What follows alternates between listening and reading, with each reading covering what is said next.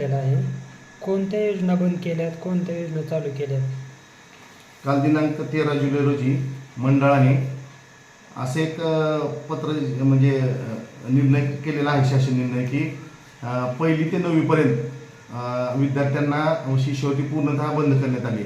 1ली ते 7वीसाठी 2,500 रुपये होते 2 पाल्यांना आणि 8वी ते 10वी 5,000 रुपये होते. पण कालपासून त्यांनी असा निर्णय केलेला आहे की फक्त 10वीसाठीच त्यांना स्कॉलरशिपसाठी अर्ज भरता येणार आहे आणि 9वीपर्यंत पूर्ण त्यांनी योजना बंद करून टाकली आहे.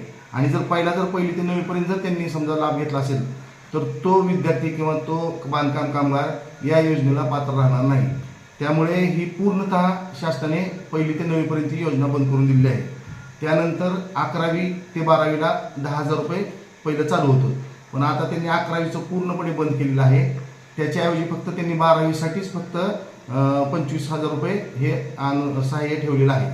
आणि 1ली 10वी आणि 12वीसाठी 50% जर विद्यार्थ्यांना पहिल्या 2 अपत्यांना जर मार्क असतील तर त्यासाठी 10,000 रुपये वेगळं अनुदान होतं.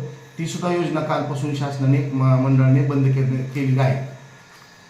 अजून कोणत्या योजना बंद केल्या?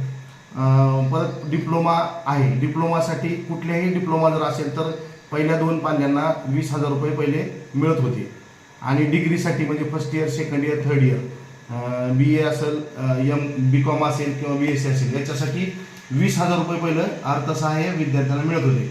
पण ती सुद्धा पूर्ण शासनाने ह्या GR त्याचा कसलाही उल्लेख काढलेला नाही. त्यामुळे ही योजना सुद्धा बंद करण्यात आलेली आहे. कामगार निवृत्ती योजनेत कोणते बदल केले नाही? कामगार नियुक्ती योजनेमध्ये त्यांनी 10 वर्ष, 15 वर्ष आणि 20 वर्ष अट टाकले.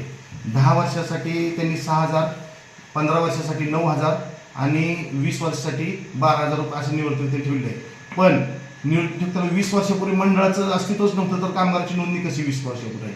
त्यामुळे ही एकदम चुकीचा निर्णय झालेला आहे. हे पूर्ण कामगारांच्या दृष्टीनं अति नुकसानकारक आहे.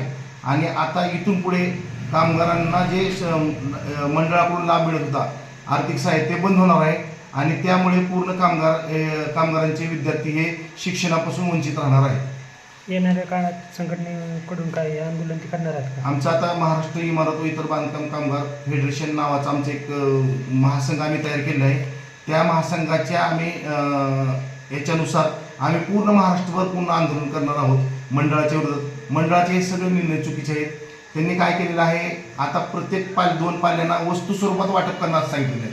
पण कामगारांची किंवा आमच्या कामगार संघटनेची मागणी अशी आम्हाला वस्तू स्वरूपात नको, विद्यार्थ्यांना आर्थिक जर लाभ मिळाला तर त्यांचं शिक्षणासाठी फार महत्त्वाचं ते ठरणार आहे. पण हे वस्तू स्वरूपात म्हणजे काय, वस्तू घेऊन ते प्रत्येकाच्या घरी वस्तू असतात, कुठल्याही वस्तू असतात. त्यांनी आता बाकीच्या योजना समजा रक्त तपासणी असेल, रक्त तपासणीला 4,000 रुपये एका कामगाराची घेतली जातात, 6 जणांची रक्त तपासणी केली जाते.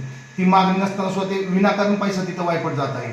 जे बांधकाम कामगाराला जे कार्ड मिळतं आयडेंटिटी कार्ड, ते आयडेंटिटी कार्ड दरवर्षी त्यांनी देते. तर दरवर्षी द्यायची गरज नाही. पहिलं जे कार्ड आहे त्या कार्डवर त्यांचं सगळं होऊ शकतं. परत एक नुसती प्रिंट दिली तरी त्याच्यावर भागतं. पण मंडळानं दरवर्षी कार्ड देऊन ते कॉन्ट्रॅक्ट दिले आहे दुसऱ्याला.